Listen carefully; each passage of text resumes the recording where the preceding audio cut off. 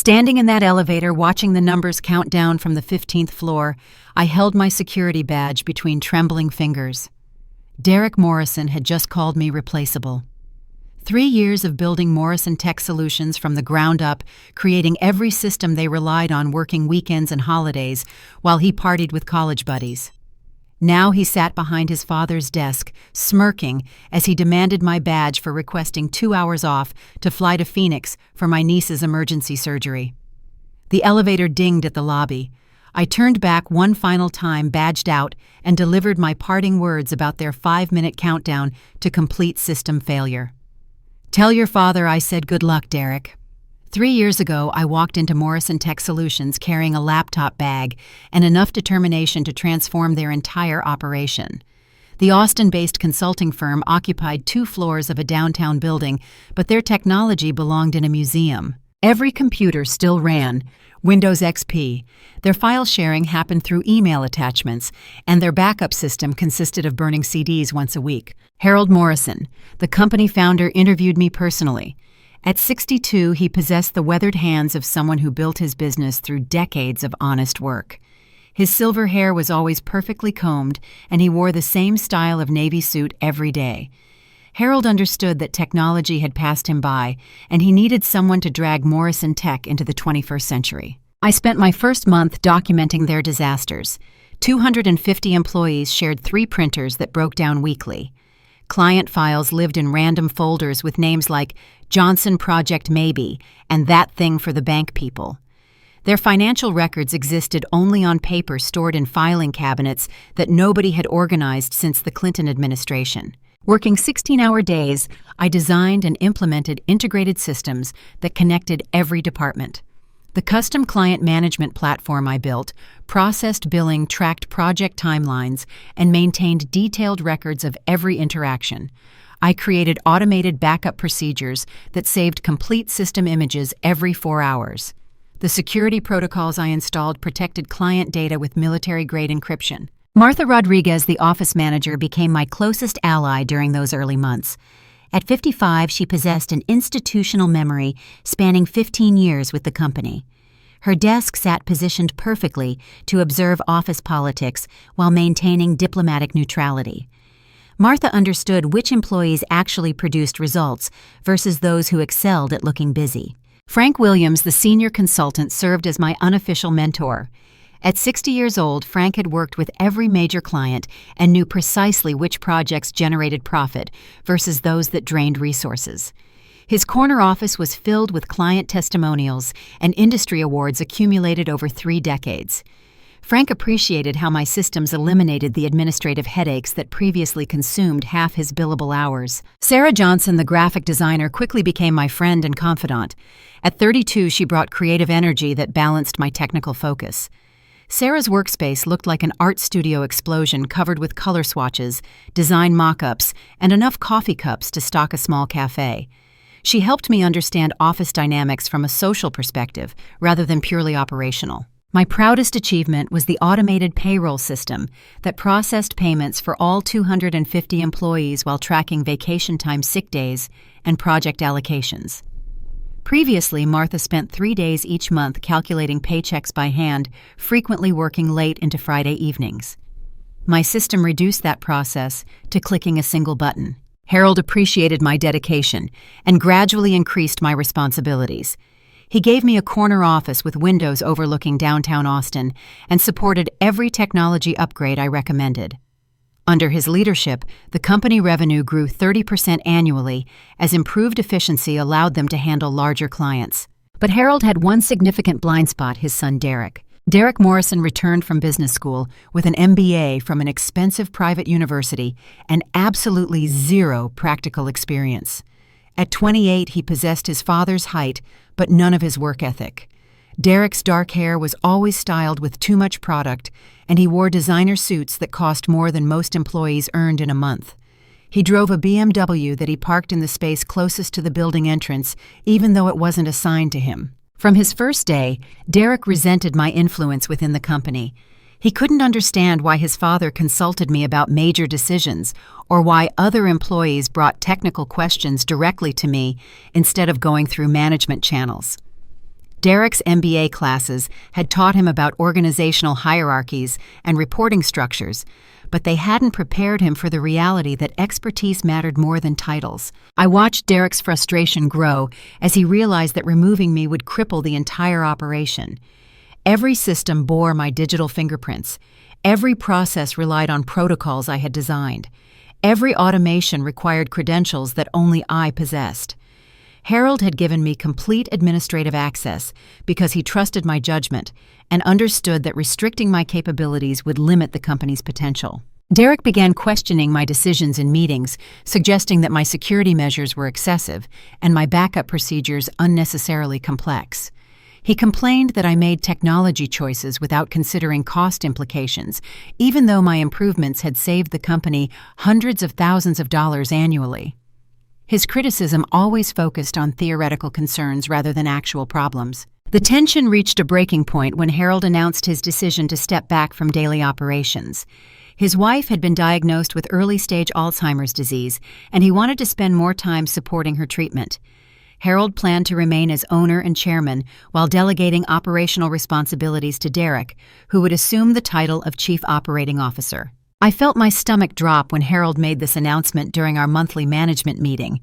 Derek's smile revealed his satisfaction at finally gaining the authority he believed he deserved.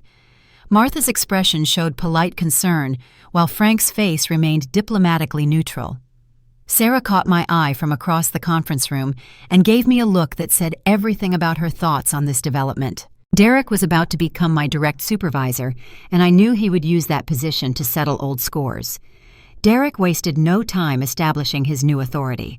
His first official act as Chief Operating Officer was scheduling individual meetings with department heads to discuss operational efficiency improvements. When my turn arrived, I walked into Harold's former office to find Derek seated behind the massive oak desk, trying to project confidence despite his obvious discomfort with the furniture's overwhelming presence. He launched immediately into a lecture about accountability and reporting structures. My security protocols needed simplification because they confused other employees. My documentation was too technical for normal people to understand. My system upgrade schedules interfered with business operations. Each criticism felt like a personal attack disguised as professional feedback. Derek announced that he was bringing in his college friend Tyler Bennett as an efficiency consultant. Tyler possessed a business degree from the same expensive university, but had spent his post-graduation years bouncing between entry-level positions at various companies. His expertise consisted entirely of buzzwords learned from online business courses and confidence inherited from family wealth. Tyler arrived on a Tuesday morning wearing an ill-fitting suit and carrying a briefcase that obviously contained nothing important.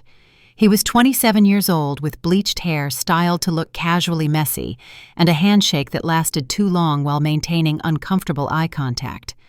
Tyler's introduction email described him as a systems optimization specialist who would identify redundancies and streamline workflows. I showed Tyler around our server room explaining the basic architecture of our network infrastructure. His questions revealed complete ignorance about fundamental computing concepts. He asked why we needed so many cables, whether the servers could run on Wi-Fi instead of Ethernet connections, and why we couldn't just use tablets instead of desktop computers for everything. Derek instituted daily progress reports that required me to document every task I completed, every decision I made, and every interaction with other employees. These reports served no practical purpose beyond creating additional work that kept me at my desk instead of maintaining systems. Martha mentioned that Derek demanded similar reports from other departments, effectively doubling everyone's administrative burden. The micromanagement escalated when Derek began questioning my expense requests. He challenged every software license renewal, every hardware upgrade, and every maintenance contract. His questions demonstrated fundamental misunderstanding about technology costs, but his authority allowed him to delay approvals indefinitely. Critical security updates waited weeks for his signature while he consulted with Tyler about whether these expenses were truly necessary. I discovered that Derek had been taking credit for my work during client presentations.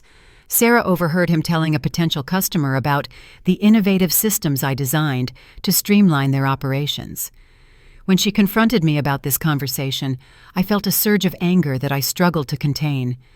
3 years of my life had built those systems, and Derek was rewriting history to enhance his professional reputation. My personal life began suffering under the increased workplace stress. I lived alone in a modest apartment near downtown Austin, having dedicated most of my energy to building my career rather than maintaining relationships. My primary social connections were my coworkers, which made the deteriorating office environment particularly isolating. My sister Amanda lived in Phoenix with her 8-year-old daughter Emma. As a single mother working 2 part-time jobs, Amanda struggled financially despite her constant efforts to provide stability for Emma. I regularly sent money to help with rent, groceries, and Emma's school expenses. Our weekly phone calls were the highlight of my schedule, offering a reminder that life existed beyond office politics. Derek's policy changes targeted employee benefits and workplace flexibility.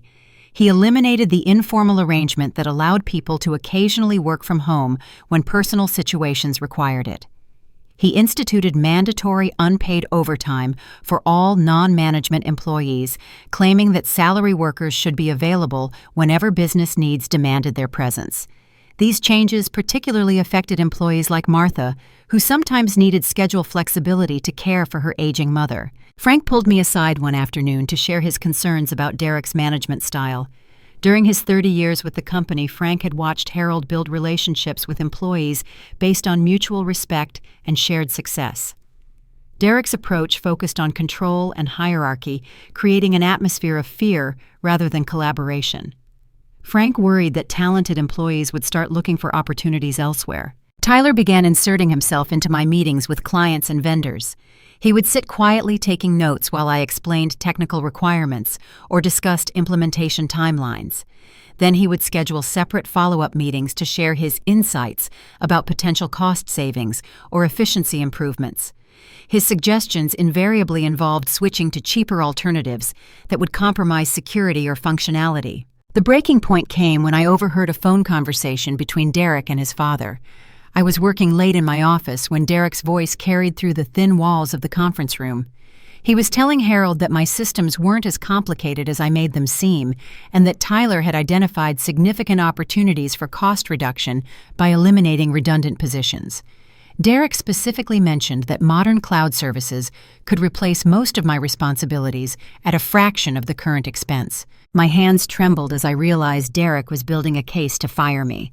He was systematically documenting every expense I generated, every decision I made independently, and every instance where I had disagreed with his directives. Tyler's presence served as evidence that external consultants could provide the same services I delivered, but without the high salary and benefits that Harold had approved over the years. I stayed in my office until Derek finished his call, then gathered my personal belongings and drove home in stunned silence. That night, I couldn't sleep staring at my ceiling while calculating how long my savings would last if I lost my job. I thought about Amanda and Emma, who depended on my financial support. I considered my professional reputation and whether Derek would provide positive references for future employment opportunities. Derek was positioning himself to destroy everything I had built, and I needed to prepare for the inevitable confrontation that was coming. Monday morning brought Derek's announcement about mandatory budget cuts across all departments. Standing at the front of our main conference room, he explained that every division needed to reduce expenses by 20% to improve the company's competitive position. His presentation included colorful charts and business school terminology, but the core message was simple: eliminate anything he deemed unnecessary. Derek's definition of unnecessary directly targeted my security infrastructure. He characterized our backup systems as excessive redundancy and our encryption protocols as paranoid over-engineering. During his presentation, Tyler nodded approvingly from the back of the room while taking notes on his tablet. Other employees looked confused by the technical jargon, but I understood exactly what Derek was proposing to eliminate. After the meeting, Tyler approached me with a folder containing his efficiency recommendations. He had researched cloud computing services and found a provider that promised to handle all our computing needs for significantly less than our current infrastructure costs. The proposal looked professional, with charts comparing features and pricing, but I immediately recognized fatal flaws in his analysis. Tyler's recommended service lacked the security certifications required for handling our clients' sensitive financial data. Their backup procedures consisted of storing files in multiple geographic locations without any encryption or access controls. Their customer support operated only during standard business hours, meaning any technical problems outside that window would leave us completely helpless. I spent 3 hours writing a detailed response, explaining why Tyler's proposal would expose the company to massive legal liability and operational risks. I documented specific regulatory requirements that the cheaper service couldn't meet and calculated potential costs if client data was compromised. My report included quotes from cybersecurity insurance providers showing how switching services would invalidate our current coverage. Derek dismissed my concerns as fear-mongering designed to protect my job security. He accused me of using technical complexity to confuse non-technical people and prevent them from making informed business decisions. Tyler supported Derek's position by claiming that modern cloud services had solved most security problems and that my resistance demonstrated outdated thinking. The situation escalated when I discovered that Derek had already signed a preliminary agreement with Tyler's recommended service provider. He had committed the company to a 6-month trial period without consulting Harold or any of the senior staff who would be affected by the transition. Derek justified this decision by claiming that his operational authority included making technology choices that supported cost reduction goals. I requested an emergency meeting with Harold to discuss Derek's unilateral decision. Harold listened patiently while I explained the potential consequences of switching to an inadequate service provider. He asked thoughtful questions about regulatory compliance and business continuity risks. However, Harold ultimately supported Derek's authority to make operational decisions even when those decisions contradicted technical recommendations. Martha confided that Derek had been interviewing potential replacements for my position. He had shown several candidates through the office, introducing them to key employees and explaining how the company's technology needs were evolving towards simpler solutions. One candidate was Tyler's roommate from college, whose resume listed experience with the exact cloud service Tyler had recommended. Frank shared troubling information about Derek's interactions with our biggest clients. During a recent presentation, Derek had promised a major customer that system upgrades would reduce their project costs by 15%. He made this commitment without consulting me about implementation timelines or technical feasibility. Frank worried that Derek was making promises the company couldn't deliver in order to impress Harold with his business development skills. Sarah noticed that Tyler had been asking employees to demonstrate how they accessed various computer systems. He claimed to be documenting workflows for optimization purposes, but his questions focused on passwords, user permissions, and administrative access procedures. Sarah refused to share her login credentials, but Tyler had already convinced several newer employees to show him their daily computer routines. My stress levels reached dangerous territory as I realized Derek's plan was accelerating. He wasn't just positioning to fire me eventually. He was actively working to replace me within the next few weeks. Tyler's presence provided cover for this transition by offering Derek someone who could theoretically handle basic computer support, even though Tyler's qualifications were completely fabricated. The personal pressure intensified when Amanda called with devastating news. Emma had been experiencing severe abdominal pain that doctors initially dismissed as routine childhood illness. Further testing revealed a serious condition requiring immediate surgical intervention. Amanda's insurance would cover the basic procedure, but Emma needed specialized care that would cost thousands of dollars beyond their coverage limits. I promised Amanda that I would help with the medical expenses, but privately, I worried about my ability to maintain that commitment if Derek succeeded in eliminating my position. My savings could support Emma's treatment, but only if I had reliable income to rebuild those funds afterward. Derek's timeline for firing me couldn't have been worse for my family's situation. Derek scheduled a meeting with Harold for the following Monday to discuss organizational restructuring for improved efficiency. Martha overheard Derek telling Tyler that this meeting would finalize the technology department changes they had been planning. Tyler responded with excitement about officially joining the Morrison tech team and implementing his modernization proposal. Friday afternoon brought Derek's announcement that Tyler would be spending the weekend reviewing our computer systems to prepare for Monday's presentation to Harold. Derek granted Tyler administrative access to several critical systems, claiming that he needed comprehensive understanding of our current setup to make informed recommendations about future improvements. I watched Tyler sit at a spare desk, clicking randomly through administrative menus while taking screenshots of various system interfaces. He had no understanding of the interconnected dependencies between different software applications, databases, and security protocols. Tyler's exploration was like watching someone dismantle a watch without understanding how the components work together to keep accurate time. That evening, I received an automated security alert showing that Tyler had attempted to modify several backup configurations. His changes would have disabled critical data protection procedures that prevented file corruption during system failures. I immediately reversed his modifications and implemented additional access controls to prevent further unauthorized changes. I realized that Derek's plan included more than just firing me and hiring Tyler as my replacement. Derek intended to let Tyler begin making changes immediately, creating problems that would justify eliminating my position, while demonstrating Tyler's value as a cost-effective alternative. Tyler's inevitable mistakes would be blamed on the complexity of systems that I had deliberately made difficult to understand. Derek was setting up a scenario where I would be fired for creating unnecessarily complicated systems, while Tyler would be praised for simplifying everything and saving money. The fact that Tyler's simplifications would eventually destroy the company's operational capabilities was a consequence that Derek either didn't understand or didn't care about. I spent Friday night preparing for the confrontation that I knew was coming. Derek had positioned all his pieces for Monday's meeting with Harold, and my only remaining option was to document everything that Tyler had done wrong and hope that Harold would listen to technical explanations over his son's business presentations. I had built Morrison Tech's technology infrastructure to be robust, secure, and reliable, but I had also built it to be dependent on my specific knowledge and access credentials. If Derek wanted to call me replaceable, he was about to discover exactly how wrong he could be. Friday morning started like every other workday, with me arriving at 7:30 to check overnight backup reports and system status updates.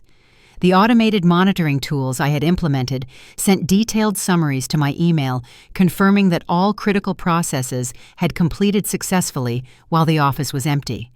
These reports gave me confidence that Morrison Tech's infrastructure remained stable and secure despite Tyler's amateur interference attempts.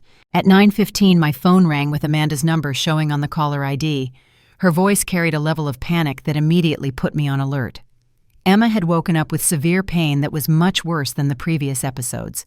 Their family doctor had examined Emma and recommended immediate transport to the Children's Hospital for emergency surgery. The surgical team could perform the procedure that evening, but Amanda needed to make decisions about treatment options and payment arrangements within the next few hours. I told Amanda I would catch the earliest possible flight to Phoenix and be at the hospital before Emma's surgery began. Southwest Airlines had a 3:50 departure that would get me there by 5:30, giving me time to support Amanda through the medical consultations and be present when Emma went into the operating room. I calculated that leaving the office at 1:30 would provide sufficient time for airport security and potential delays. Around noon, I approached Derek's office to request permission to leave 2 hours early. His door was open, and I could see Tyler sitting across from Derek's desk with papers spread between them. They appeared to be reviewing some kind of presentation materials, probably preparing for Monday's meeting with Harold. Derek looked up when I knocked on his doorframe, his expression immediately shifting from focused collaboration to annoyed interruption. I explained Emma's medical emergency and my need to catch the afternoon flight to Phoenix. Derek's response shocked me with its immediate hostility. He accused me of choosing suspicious timing for a family crisis, implying that I had fabricated the emergency to avoid some unspecified work responsibility. Tyler nodded along with Derek's accusations, adding that the timing seemed conveniently timed to disrupt their weekend planning session. Derek launched into the lecture about professional commitment and workplace priorities. He claimed that accepting a salary from Morrison Tech meant being available when the company needed my expertise, regardless of personal circumstances. According to Derek's interpretation, requesting time off demonstrated divided loyalties and questionable dedication to organizational success. I tried explaining that I had never taken a sick day during my 3 years with the company and had consistently worked weekends and holidays without additional compensation. Derek dismissed this history as irrelevant to current circumstances. He insisted that Friday afternoon was a critical time for system maintenance and that my absence would leave the company vulnerable to technical problems. Tyler interjected that my request proved his point about employee reliability. He suggested that truly dedicated professionals would find ways to handle personal emergencies without impacting business operations. According to Tyler's analysis, my situation demonstrated exactly why companies needed backup plans for key personnel who might become unavailable at inconvenient times. I offered to work remotely from the airport or hospital, using my laptop to address any urgent technical issues that might arise over the weekend. Derek rejected this proposal, claiming that remote work was inadequate for the type of critical system updates he had planned. He refused to specify what these updates involved or why they couldn't be postponed until Monday. The conversation moved from Derek's office to the main floor as his voice grew louder and more aggressive. Other employees stopped their work to listen as Derek accused me of emotional manipulation and attempting to hold the company hostage with manufactured family drama. Martha stood up from her desk with obvious concern, while Frank emerged from his office to observe the escalating confrontation. Derek's final statement cut through me like a knife. He declared that I was replaceable and that Tyler had already demonstrated his ability to handle my responsibilities more efficiently than I had been managing them. Derek claimed that my departure would actually benefit the company by forcing necessary improvements to outdated systems that I had deliberately made overly complex. Tyler's smirk revealed his satisfaction with Derek's public support for his capabilities. He made comments about unreliable employees who couldn't balance personal and professional obligations. Tyler suggested that my emergency request was actually a blessing in disguise, providing an opportunity for Derek to implement the changes he had been planning without resistance from someone who was emotionally invested in maintaining the status quo. I felt something shift inside me as Derek continued his verbal assault. The hurt and disbelief transformed into crystal-clear understanding of Derek's true nature and his complete lack of respect for the people who had built his father's company. Derek wasn't just firing me, he was humiliating me in front of colleagues who had become my friends over 3 years of shared work. Martha stepped forward to defend me, pointing out my consistent dedication and technical expertise. Derek silenced her with a sharp reminder about respecting management decisions and staying focused on her own responsibilities. Frank shook his head in obvious disgust, but remained silent, probably calculating the political risks of challenging Derek's authority publicly. Sarah started crying as she watched the confrontation unfold. She had become emotionally invested in our friendship and understood exactly what Derek's actions meant for my future and my family's situation. Sarah's tears reflected the genuine human cost of Derek's power games and his willingness to destroy people's lives to assert his control. Derek demanded my security badge immediately and announced that Tyler would take over all IT responsibilities effective immediately. He ordered building security to escort me from the premises and warned that any attempt to access company systems remotely would be considered theft of proprietary information. Derek was treating me like a criminal, despite 3 years of loyal service and countless hours of unpaid overtime. I slowly removed my security badge while Derek and Tyler watched with obvious satisfaction. In that moment, I realized that Derek had no understanding of what he was about to experience. He believed that technology systems were simple tools that any reasonably intelligent person could operate with minimal training. Derek had never bothered to learn about the complex interdependencies and security protocols that kept Morrison Tech's infrastructure functioning smoothly. I also realized that my months of growing paranoia about Derek's intentions had led me to implement additional safeguards that he couldn't possibly understand. The automated security systems I had built included multiple layers of authentication checks and fail-safe procedures designed to prevent unauthorized access or modifications. These protections activated automatically when my administrative credentials weren't renewed through regular login procedures. The 5-minute countdown wasn't arbitrary or metaphorical. It was the exact interval between automated security scans that verified my continued presence and authorization within the system. Without my authenticated login refreshing these checks, every critical process would lock down to prevent potential security breaches or data corruption. Derek had just fired the only person who could maintain the technology foundation that his father's company depended on for every aspect of its operation. Tyler's confidence was about to be tested against systems that required actual expertise rather than business school theories about organizational efficiency. As I walked toward the elevator, I felt a sense of grim satisfaction, knowing that Derek was about to learn the difference between being replaceable and being irreplaceable. He had chosen this confrontation, and now he would experience the consequences of his arrogance and ignorance. I moved with deliberate calm as I removed my security badge from the retractable cord attached to my belt. Derek and Tyler watched my every movement, their expressions showing satisfaction mixed with impatience to complete this transition of authority. Derek clearly expected me to break down or beg for my job, but 3 years of building unbreachable security protocols had prepared me for exactly this moment. My internal monologue remained crystal clear despite the emotional chaos surrounding me. Every system I had designed contained multiple layers of automated security checks that activated whenever administrative access patterns deviated from normal parameters. These weren't malicious backdoors or revenge mechanisms. They were professional safeguards designed to protect company data from unauthorized access or accidental corruption. The 5-minute time frame wasn't arbitrary.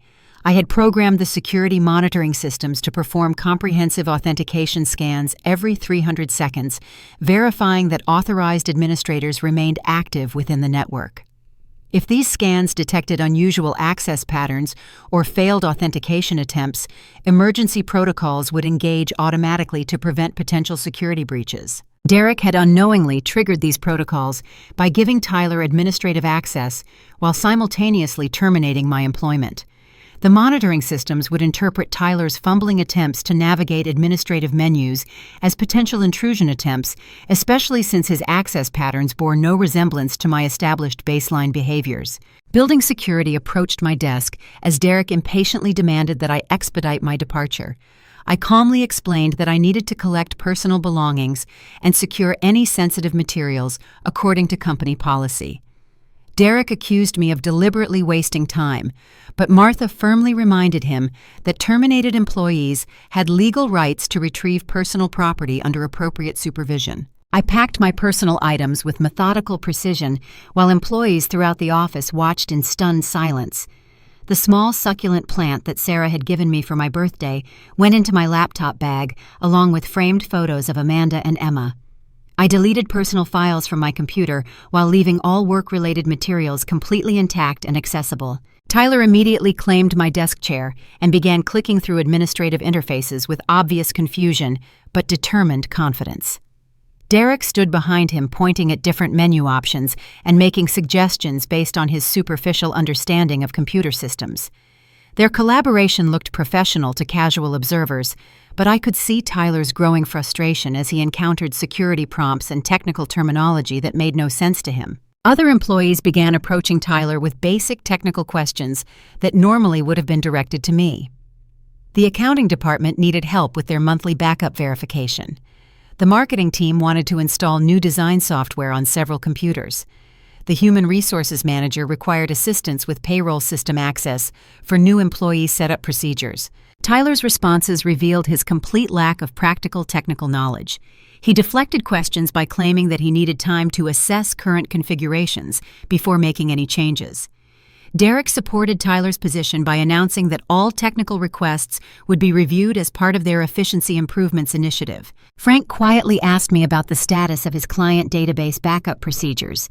I assured him that all standard processes would continue running automatically, but reminded him that any unusual problems should be escalated to management immediately.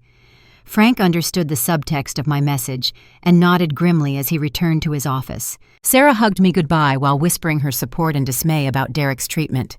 Martha shook my hand formally, but squeezed tightly enough to communicate her personal feelings about the situation. Both women understood that my departure represented more than just a personnel change. It signaled Derek's willingness to sacrifice institutional knowledge and professional relationships for his personal agenda. As I gathered my remaining belongings, the first warning message appeared on Tyler's screen. The automated security monitoring system had detected unusual administrative access patterns and was beginning its escalation procedures. Tyler dismissed the message as a minor system notification, completely unaware that he was watching the countdown to complete system failure. The message displayed in plain English, "Authentication failure detected. Security protocols engaging in 4 minutes 37 seconds." Tyler clicked the dismiss button and continued exploring administrative menus, assuming that the warning was just routine computer maintenance notification that he could safely ignore. Derek watched Tyler work with obvious satisfaction, believing that the transition was proceeding smoothly. He made comments about how much simpler the systems appeared when someone approached them with fresh perspective and modern efficiency principles. Derek was interpreting Tyler's random clicking as evidence of superior technical understanding compared to my supposedly outdated methods. I walked toward the elevator carrying my box of personal items, knowing exactly what would happen during the next few minutes. The security systems I had built were designed to fail safely, protecting data integrity while preventing unauthorized access. Derek and Tyler were about to discover that complex technology systems required more than confidence and business school theories to operate successfully. The elevator doors opened as additional warning messages appeared on computer screens throughout the office. Tyler was still dismissing these alerts as routine notifications, while Derek encouraged him to focus on the important work of familiarizing himself with system capabilities.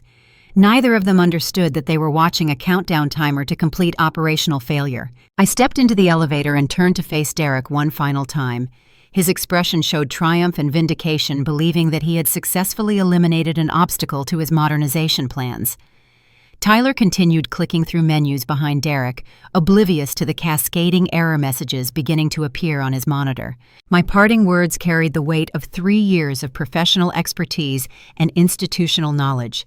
I told Derek that he had 5 minutes before the entire system failed and that he should tell his father I said good luck.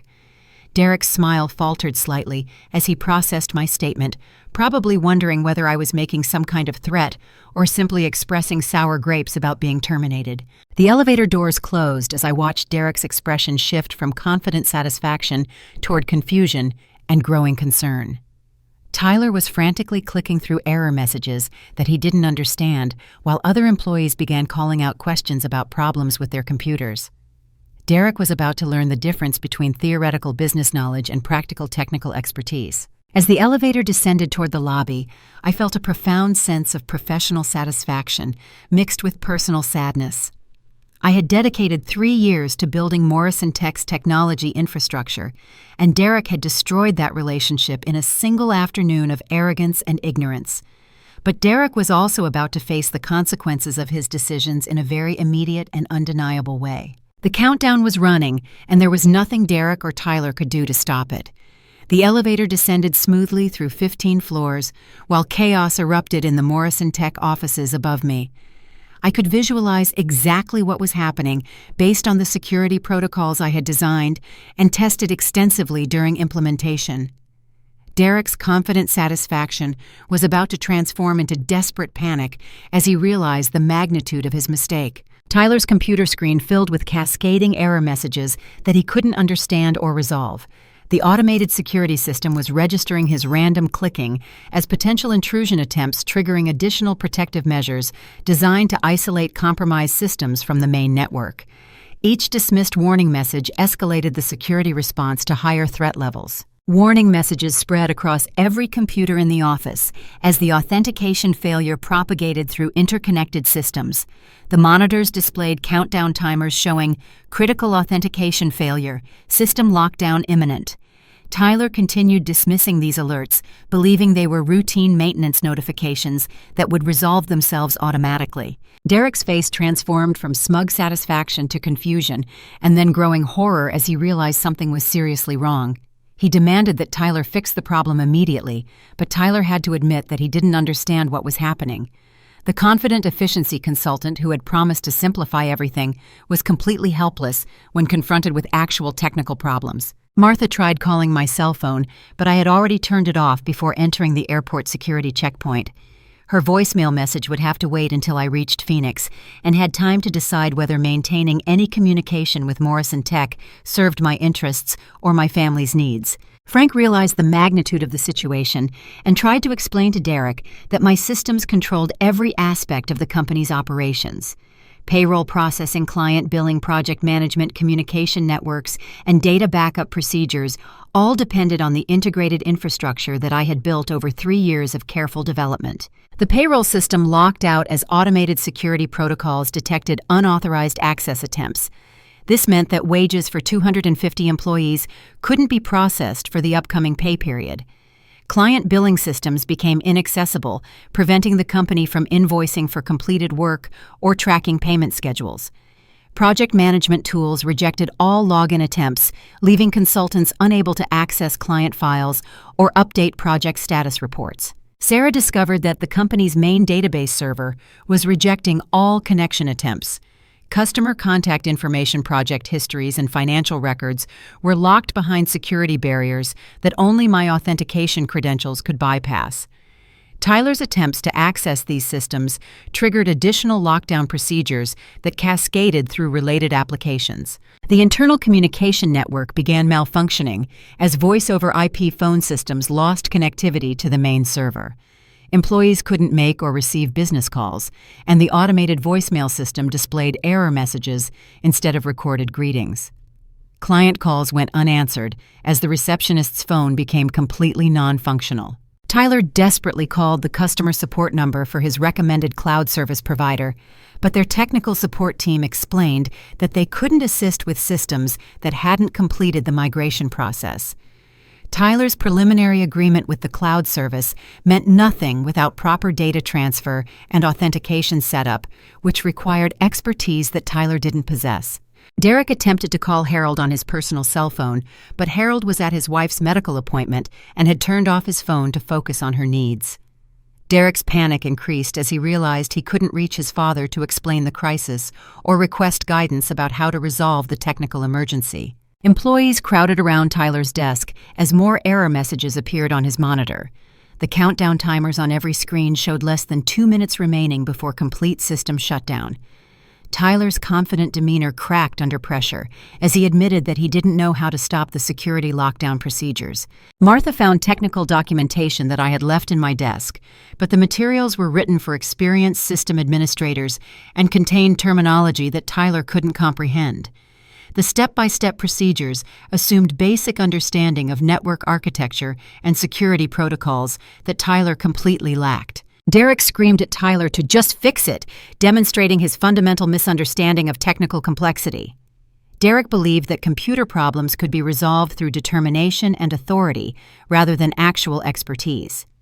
Tyler's business degree hadn't prepared him for troubleshooting cascading system failures under extreme pressure. The company website went offline as the web server lost connectivity to the database systems that provided content and functionality. Potential clients visiting Morrison Tech's website encountered error messages instead of professional marketing materials. Existing clients trying to access their project portals found blank pages with technical error codes. Phone calls from confused clients began flooding the reception desk, but the overwhelmed receptionist couldn't provide answers about system outages or service restoration timelines. The few functioning phones displayed busy signals as the communication network struggled with authentication failures and connection timeouts. At exactly 5 minutes after my departure, every computer system shut down completely. Monitors throughout the office displayed identical messages. Security protocols activated. Administrative access required for system restoration. Contact system administrator immediately. The automated lockdown procedures had reached their final stage, implementing complete isolation to prevent data corruption or unauthorized access. Derek stared at the error message in stunned disbelief, finally understanding that I had been the only system administrator with the credentials and expertise needed to restore normal operations. Tyler's confident promises about handling my responsibilities had evaporated when confronted with the reality of complex technology systems that required actual knowledge rather than theoretical business concepts. The silence in the office was broken only by the sound of Derek's increasingly frantic breathing and the quiet sobbing from employees who realized they couldn't access any of their work files or communication tools. Morrison Tech Solutions had been reduced from a thriving consulting firm to a building full of expensive paperweights in exactly 5 minutes. Derek was experiencing the true meaning of irreplaceable for the first time in his privileged life. His arrogance and ignorance had created a disaster that would require my expertise to resolve, but his public humiliation of me had eliminated any possibility that I would voluntarily return to help. Derek had called me replaceable, and now he was discovering the catastrophic consequences of that fundamental miscalculation. The countdown was complete, and Derek was completely helpless to reverse what he had set in motion. Complete technological silence descended over Morrison Tech Solutions, as every computer, phone, and network device displayed the same unforgiving message. 250 employees sat at their desks, staring at blank screens, unable to access email client files, project databases, or any of the digital tools they needed to perform their jobs. Derek stood in the middle of this chaos, watching his authority crumble, along with the systems that powered his father's company. Tyler frantically called every technical support number he could find, but no external service provider could access Morrison Tech's proprietary systems without proper authentication credentials. The cheap cloud service he had recommended was useless for restoring systems that had never been migrated to their platform. Tyler's business degree and confident personality provided no solutions for the technical crisis that he had helped create. Derek's desperation reached new heights as he realized the magnitude of business operations that had ground to a complete halt. Payroll processing for 250 employees was impossible without access to the automated systems that calculated wages, tracked vacation time, and managed direct deposit procedures. Client billing worth hundreds of thousands of dollars was trapped in databases that rejected all access attempts. Frank attempted to explain the interconnected nature of our technology infrastructure to Derek, but Derek's panic prevented him from absorbing complex technical information. Every system depended on authentication protocols and security measures that I had designed specifically to prevent unauthorized access. Frank's explanation only reinforced Derek's growing realization that he had fired the one person who could resolve this crisis. Harold finally returned Derek's increasingly desperate phone calls around 4 o'clock in the afternoon. Derek's explanation of the situation began with attempts to blame me for sabotaging the systems, but Harold's experience running a business for 30 years helped him quickly understand the real cause of the crisis. Harold demanded to know why Derek had terminated the company's only IT specialist during his wife's medical emergency. The phone conversation between Derek and Harold could be heard throughout the office as Derek's voice rose with defensive explanations about cost reduction initiatives and efficiency improvements. Harold's responses grew colder and more furious as he realized that Derek had destroyed 3 years of technological infrastructure in a single afternoon of arrogant decision-making. Meanwhile, I was sitting in Phoenix Children's Hospital holding Amanda's hand while Emma underwent successful surgery to correct her medical condition. The pediatric surgical team had removed Emma's appendix before it could rupture, and the additional procedures had addressed the underlying complications that had caused her severe pain. Emma would make a full recovery with proper follow-up care and pain management. Amanda cried with relief when the surgeon explained that Emma's condition was completely treatable and wouldn't cause long-term health problems. I felt profound peace knowing that I had made the right choice by prioritizing my family's emergency over Derek's arbitrary workplace demands. Emma's health was infinitely more important than office politics or Derek's power games. Harold arrived at Morrison Tech around 5:30, walking through an office filled with idle employees and non-functional technology. Martha briefed him on the timeline of events supported by Frank's detailed account of Derek's confrontational behavior and my professional response to an obvious family emergency. Sarah provided additional context about Tyler's incompetence and Derek's systematic undermining of my authority over several months. Harold's inspection of the technical crisis revealed the scope of business operations that depended on systems I had built and maintained. Customer relationship databases, financial records, project management tools, communication networks, and backup procedures were all inaccessible. Harold calculated that every hour of downtime cost the company thousands of dollars in lost productivity and potential client relationships. Derek's attempts to deflect responsibility onto me or Tyler fell apart under Harold's experienced questioning. Harold understood that firing a key employee during a family emergency violated basic principles of human decency and business ethics. Derek's claims about cost reduction and efficiency improvements couldn't justify the immediate crisis that his decisions had created. Harold demanded my contact information and called me personally at 8 o'clock that evening. His voice carried genuine remorse and professional respect as he apologized for Derek's behavior and the circumstances of my termination. Harold explained that he hadn't been informed about Derek's plans to fire me and that he strongly disagreed with Derek's handling of my emergency situation. I listened calmly to Harold's apology while sitting beside Emma's hospital bed. My niece was sleeping peacefully after her surgery, and Amanda was finally able to rest, knowing that Emma would recover completely. Harold's crisis seemed distant and abstract compared to the immediate reality of family love and medical recovery that surrounded me. Harold's request for my return to Morrison Tech included acknowledgement that the company needed my expertise to restore normal operations. He offered sincere apologies for Derek's behavior and promised that Derek would face consequences for his poor judgment and unprofessional conduct. Harold understood that rebuilding trust would require more than verbal apologies. My response surprised Harold with its calm professionalism and clear expectations. I explained that I would consider helping Morrison Tech recover from this crisis, but only under conditions that reflected my value to the organization and prevented future incidents like Derek's abuse of authority. I wasn't interested in returning to a workplace where my expertise could be dismissed by someone with no understanding of technology systems. My negotiation terms included immediate promotion to Chief Technology Officer with authority over all technology decisions and budget approvals. My salary would increase by 50% to reflect my expanded responsibilities and the critical nature of my expertise to company operations.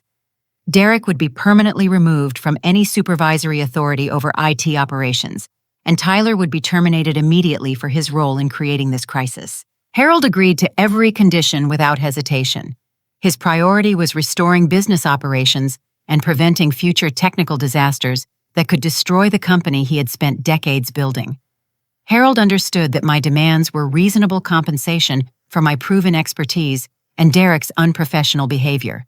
Derek's termination as Chief Operating Officer occurred that evening in Harold's temporary office. Harold explained that Derek's judgment failures and treatment of employees violated fundamental principles that Morrison Tech had maintained throughout its history.